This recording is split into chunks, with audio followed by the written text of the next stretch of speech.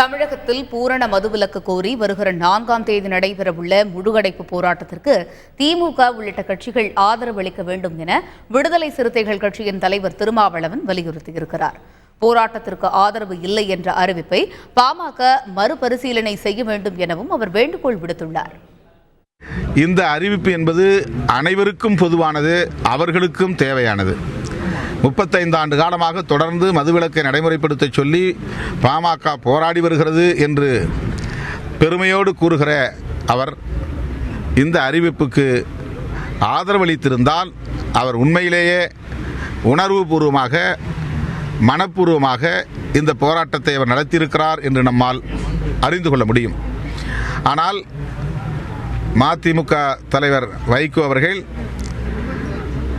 இந்த முன்முயற்சியை எடுத்து தோழமை கட்சிகளோடு, விடுதலை சிறுத்தைகள், மனிதநேய கட்சி ஆகிய கட்சிகளோடு இணைந்து கூட்டாக அறிக்கை விடுத்தவுடன் இது அரசியல் ஆதாயத்திற்காக செய்யப்படுகிறது என்று விமர்சிப்பது எந்த வகையிலும் ஏற்புடையதல்ல. பாமகவும் தன்னுடைய நிலைப்பாட்டை பரிசீலிக்க வேண்டும், இந்த போராட்டத்தை ஆதரிக்க வேண்டும் என்று கேட்டுக்கொள்கிறேன். திராவிட முன்னேற்றக் கழகம் உள்ளிட்ட அனைத்து கட்சியினரும் இதற்கு ஆதரவளிக்க வேண்டும். யார் இந்த கோரிக்கை வைத்தார்கள் என்பதை விட என்ன இந்த கோரிக்கை என்பதுதான் முக்கியமானது, முதன்மையானது.